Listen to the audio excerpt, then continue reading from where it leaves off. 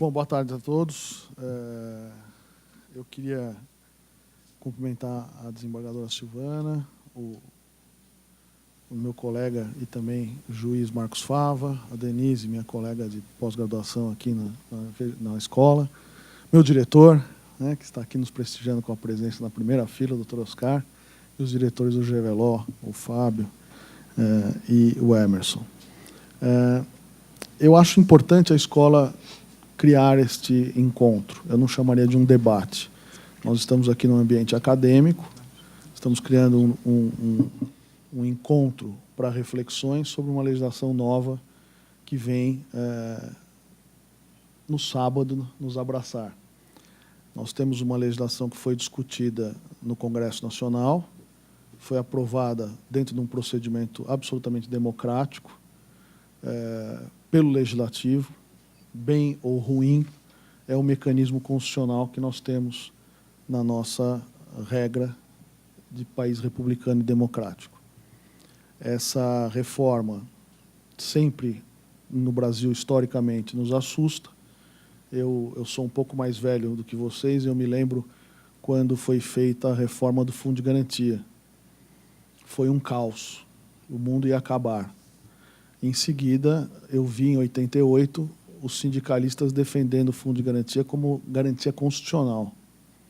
E agora, na reforma, eu vi nas audiências públicas os sindicalistas preocupados em acabar o Fundo de Garantia.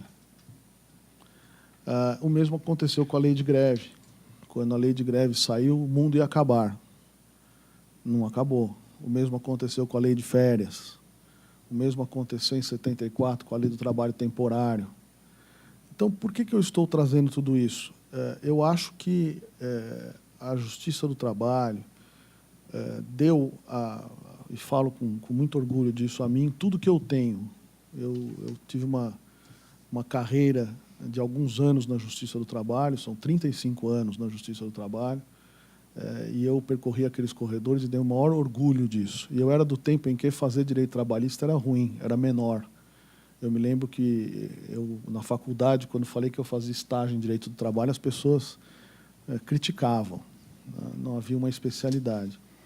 Então, eu tenho pela Justiça do Trabalho o maior carinho, o maior apreço, o maior respeito. Acho que a Justiça do Trabalho e o Ministério Público, tenho certeza, nos tiraram de uma selva muitos direitos que são assegurados aos trabalhadores, muitas garantias que hoje estão em norma coletiva de trabalho, muitas regras de assédio moral, de trabalho análogo à escravidão, etc., passaram pelo debate e pelo crivo do Ministério Público do Trabalho e da Justiça do Trabalho. Não vejo a Justiça do Trabalho como uma inimiga, muito menos os juízes do trabalho ou os procuradores do trabalho. E a escola dá um exemplo em trazer ao debate, propositadamente, questões de ótica diferente, para dar aos nossos alunos, aos nossos colegas, uma visão um pouco mais ampla. Quisera eu que o Poder Judiciário, o Ministério Público e a própria OAB fizessem o mesmo. Nós precisamos parar de fazer eventos para ouvir quem a gente quer, para ouvir quem está de acordo com a gente. Então, eu vejo nas entidades de classe, inclusive as que eu participo como diretor, que há uma tendência de se convidar as pessoas que vão falar aquilo que você quer ouvir. E esse é um trabalho que a GV faz com muita qualidade, um trabalho que não é de um debate nem de uma provocação, é de uma reflexão, para que as pessoas possam entender o que vem por aí, entender qual vai ser o nosso sistema. Eu acho que há uma zona cinzenta no Brasil, na parte da Justiça do Trabalho, que precisa terminar. O empresário brasileiro, que a Denise colocou aqui também, o pequeno e médio empresário, também, eu digo mais, o cidadão brasileiro, ele precisa parar de ter incertezas sobre a forma de aplicar a legislação trabalhista. E pior do que isso, precisa parar de ter incertezas retroativas, mudança do passado. Isso, num país globalizado, num mundo globalizado, nós perdemos altos investimentos no Brasil. Eu dou um exemplo a vocês, falo isso com muita tranquilidade. O Brasil não é mais um país industrial. O Brasil é um país de serviço. O Brasil não é mais um país de tecnologia. O Brasil é um país de serviço, onde o pequeno e médio empresário compõe boa parte da mão de obra da população economicamente ativa. O agronegócio tem nos salvado. O agronegócio hoje representa um percentual elevadíssimo do PIB e é quem tem salvo a pátria, como dizia antigamente. Então, a zona cinzenta, esse custo que se dá ao passado, essa mudança de interpretação, gera um passivo e um acúmulo de processos na Justiça do Trabalho absolutamente desnecessário. Eu não quero entrar em polêmica, mas vou dar um exemplo simples a vocês. Há 35 anos eu discuto na Justiça do Trabalho se o preposto tem que ser empregado ou não. Não tem cabimento. O TST, os TRT estão cheios de processo, analisando revelia, se o preposto tem que ser empregado ou não. Quisera eu que há 30 anos atrás alguém tivesse dito, tem que ser empregado. Ponto. Por que não? Acabava essa litigiosidade em torno de um assunto tão simples. Eu podia dar aqui vários exemplos sobre isso. Vamos pegar o exemplo da redução do horário de almoço.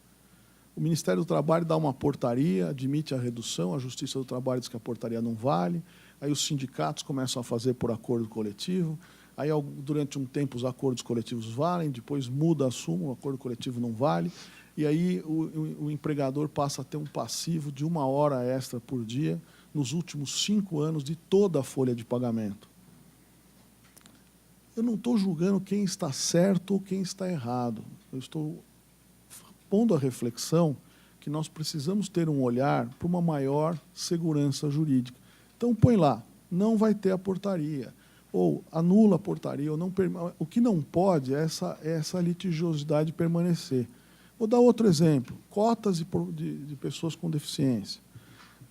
Isso é um assunto que o Oscar gosta muito. Estudou bastante assunto, trabalhou nisso muitos anos. Faço um acordo com o Ministério Público num TAC. A fiscalização do trabalho vem e diz que o acordo não vale. Alguns juízes dizem que o acordo vale, outros juízes dizem que o acordo não vale. O fiscal do trabalho prorroga o prazo, o Ministério Público entra com a ação civil pública, diz que o fiscal não pode prorrogar o prazo porque o prazo tem que ser cumprido, não tem que dar prazo, a lei tem que ser cumprida.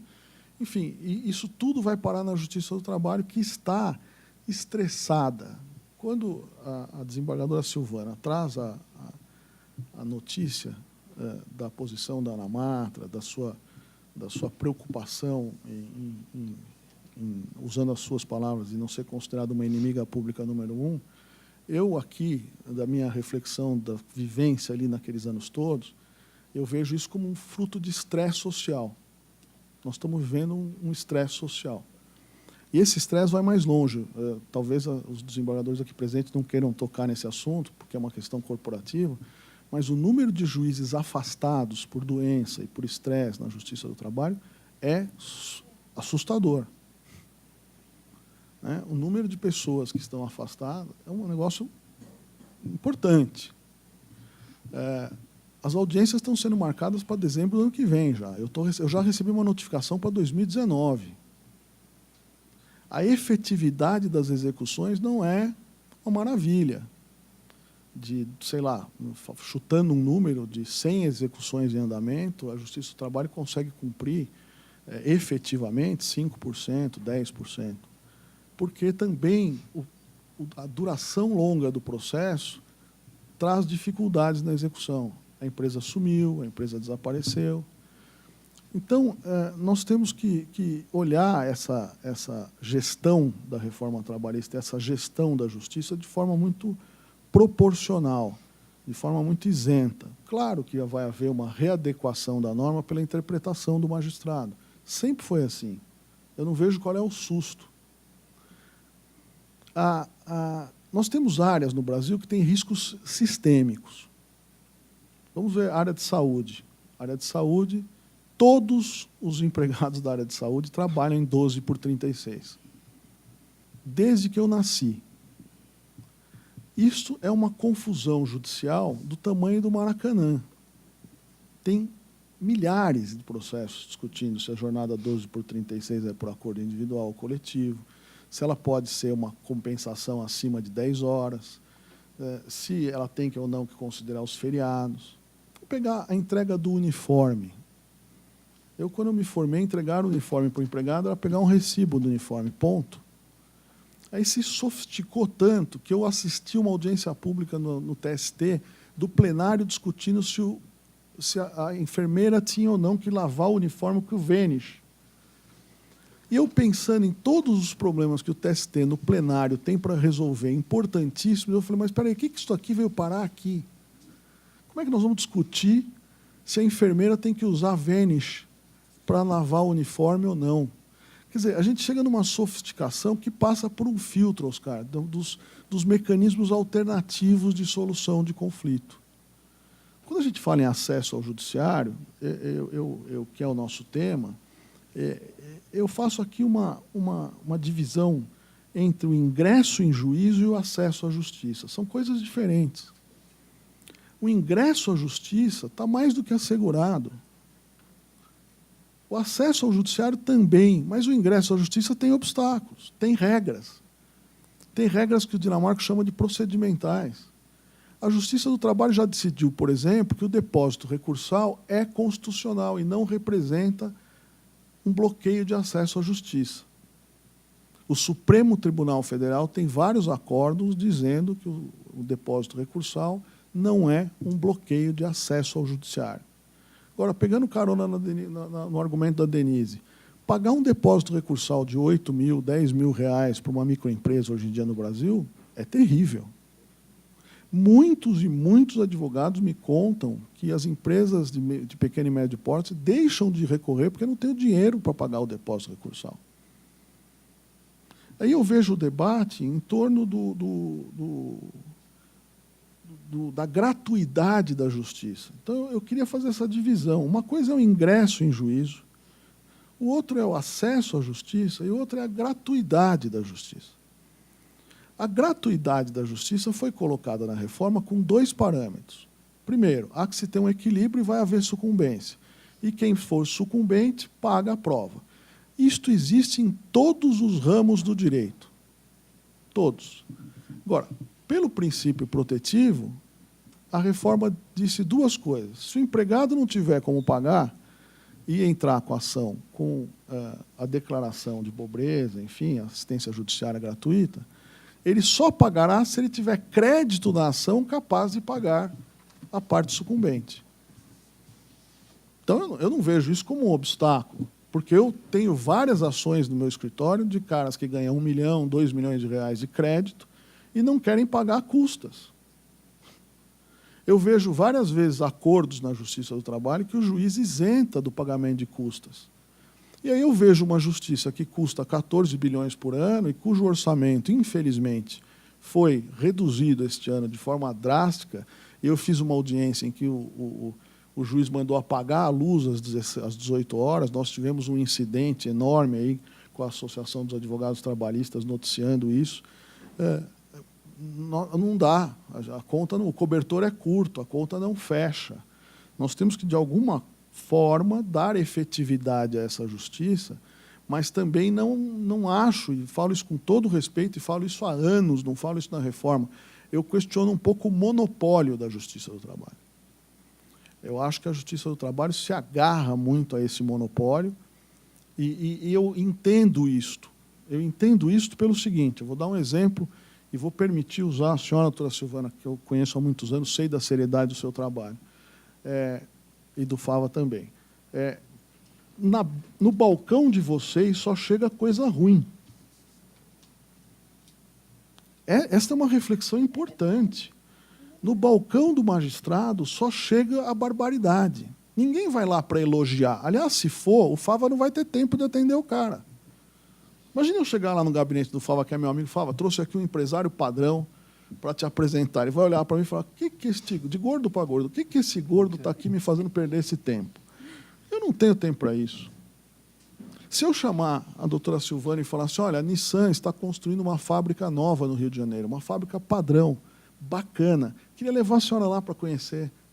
Primeiro, por questões corporativas, ela vai dizer, eu não posso, não pega bem eu ir visitar uma empresa.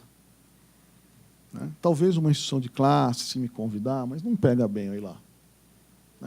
E aí o que acontece? Durante o dia a dia eu só vejo o absurdo, o errado.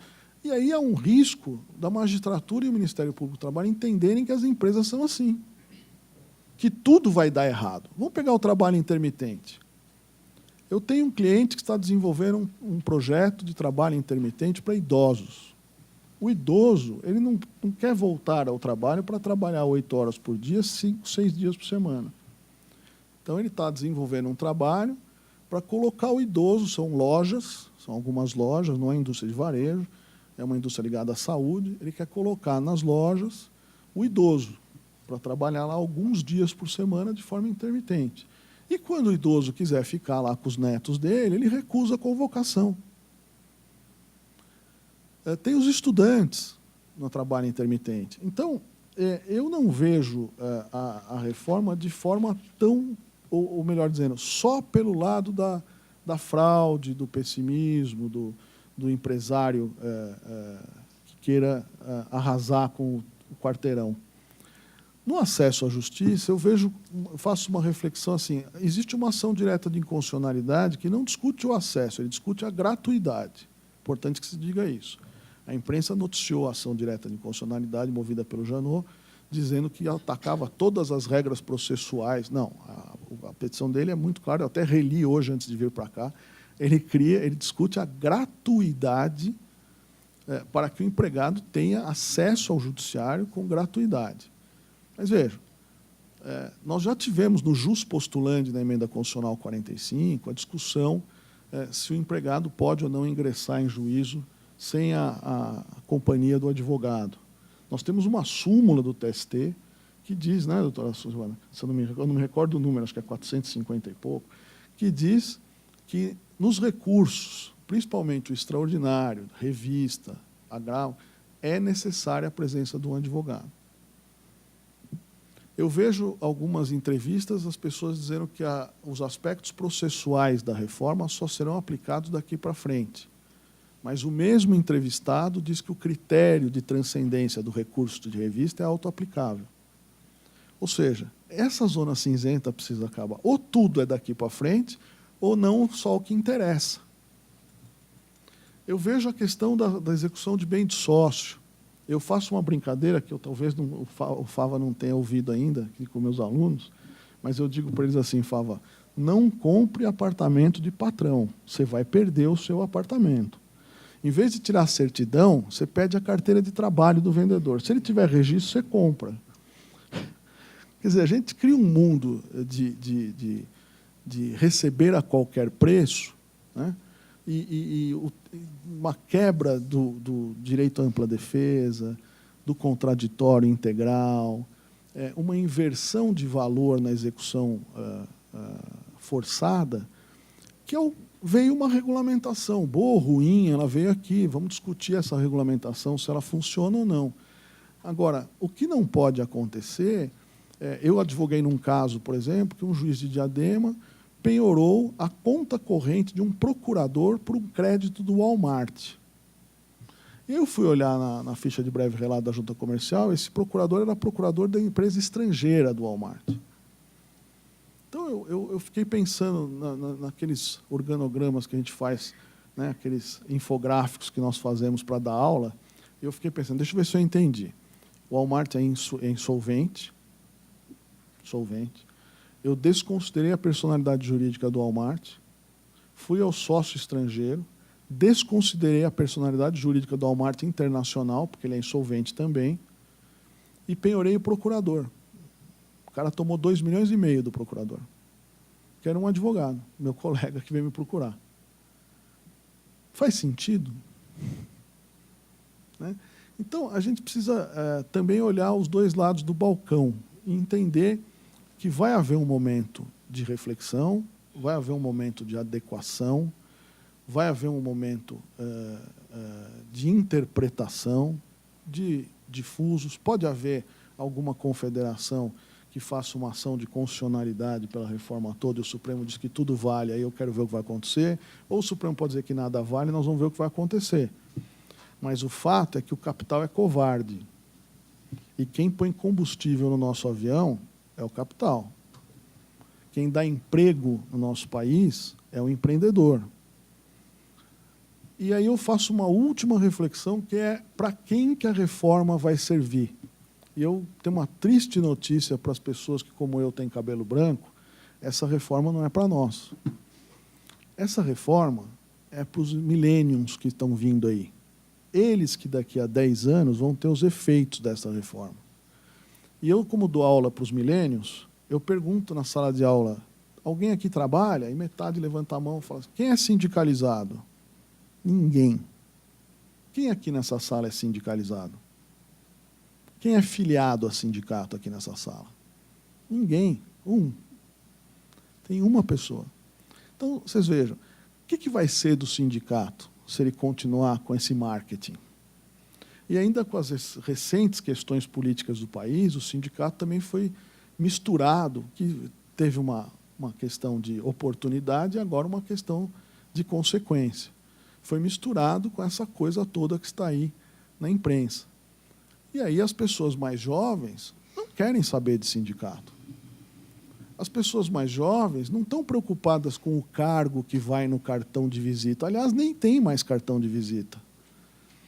As pessoas mais jovens estão usando o Uber. Pergunta para o cara quem é o empregador do Uber. Nem o usuário, nem o motorista querem saber disso. Então, eu não estou aqui pregando uma desobediência civil. Eu estou pregando uma obediência republicana, de ter um olhar equilibrado e aceitar o desapego. Eu não vejo mecanismos alternativos de solução de conflito como fraude em 100% das situações. Vai haver fraude? Vai. Nós temos advogados que cometem fraude, temos professores que cometem fraude. Outro dia eu achei um acórdão de um bedel que vendia, estudando lá justa causa, um bedel que vendia a prova para os alunos. Quer dizer, a gente tem escola com fraude, a gente tem Enem com fraude. Isso não se revoga por decreto-lei. Isso é cultural. Agora, a geração Moro denuncia. Né? A geração Moro não quer mais saber de... Porque nós fomos criados, eu, Oscar, fomos criados numa época em que denunciar o colega da escola era um horror. A gente tinha alegria em chegar em casa e falar: o diretor suspendeu a sala inteira. Por quê? Porque aconteceu XYZ, ele perguntou quem foi, nós não falamos ninguém, não entregamos ninguém, e a sala inteira foi suspensa. E o pai dizia: muito bem, não tem mesmo aqui entregar, amigo, é um horror. Que é fruto da entrega do movimento militar que nós vivemos. Nossos pais foram criados que dedurar alguém e o cara morria. Agora, os hotlines das empresas estão coalhados de denúncias, com prova documental. Eu recebo denúncias desses mecanismos de compliance com prova documental. Então, há uma mudança de cultura que a sociedade tem que acompanhar. O que eu vejo na reforma é que ela tem N defeitos, mas tem virtudes também. Vou perguntar uma: por que o carimbo de homologação da Justiça do Trabalho é tão importante? Ele é importante porque tem as casadinhas. O TST teve um acórdão recente dizendo que a casadinha era natural. Teve um voto vencido. A senhora sabe de quem foi? Do Ives. Veja que curioso. Foi o único voto vencido. Então, o Ives votou contra. Foi o único voto vencido. Então, vejam, a homologação de um acordo... Eu tenho alunos aqui na faculdade que falam para mim assim, eu já estou terminando, que falam para mim assim: professor, eu posso adotar uma criança? Aí eu olho, o cara tem mais de 18, né, faz sombra, cai na água, faz tibum. Falo: pode adotar. Eu posso escolher meu regime de casamento? Pode. Eu posso doar mais de 50% do meu patrimônio? Pode. E por que eu não posso fazer um acordo de rescisão do meu contrato de trabalho? Por que eu não posso trocar meu plano odontológico por uma cesta básica? Por que eu não posso fazer uma transação? Por que eu não posso dar um recibo para o meu empregador? Quer dizer, nós temos todo o ramo do direito, todo, enorme, inclusive do consumidor, que admitem mecanismos alternativos de solução de conflito, que admitem transações, e nós temos uma visão monolítica, de monopólio, de que se a Justiça do Trabalho não olhar no olho do cidadão e disser: você está de acordo com o acordo? Estou. Pum, então está homologado. Aí eu pergunto aos que advogam na Justiça do Trabalho: quantos acordos vocês levaram para ratificar perante a secretaria ou perante o juiz? Em audiência que o juiz olhou no reclamante e falou se ele concorda no acordo, quantas pessoas disseram: não, eu não concordo? Eu nunca vi. Quantos e quantos acordos eu não fiz na secretaria da vara? Quantos? Mas, meu Deus do céu, milhares. Do juiz lá fazendo audiência, eu chego assim, nós temos uma composição, minha audiência é a última, eu queria ir embora, não vou ficar aqui. Não, vai lá na secretaria, eu sento na secretaria, faço o acordo. Com todo respeito, o juiz assina, talvez por confiança na minha reputação, não sei, mas talvez com os outros também aconteça o mesmo. O juiz assina e está certo. Mas, peraí, por que... Qual é a validade desse momento mágico que o juiz olha para o cara ali e fala, está de acordo? Então, legal, valeu. Qual é a validade desse? Porque, assim, lê o processo inteiro, analisa o cálculo. Seria ideal que fosse feito isso. Puxa, seria ideal, mas não dá. Os juízes não estão dando conta do que tem. É uma defesa que eu estou fazendo aos juízes, não é uma crítica. Eu fui ao TRT de São Paulo, semana passada, fazer uma sustentação oral. Aí a minha sustentação era a 18ª, tinha 60 inscritos. Aí eu perguntei, vou usar uma palavra nova, hein, Denise? Eu perguntei ao Meirinho, essa é nova, hein? Perguntei ao Meirinho quantos processos iam ser julgados na pauta. 318. Numa tarde, no TRT de São Paulo. 318 processos. Isso é votação colegiada? Isso é debate? Então, a gente tem que criar um modelo de acesso à justiça que garanta, como diz a Denise, para a grande maioria da população. Nós não vamos pegar aquele caso do sujeito que inventou um caixa 2 e bolou para o reclamante. Esse cara não pode invalidar todo o sistema. Vai ocorrer. É a mesma coisa de dizer para vocês que eu vou baixar o decreto e ninguém mais vende cocaína nesse país. Vai ter o bandido.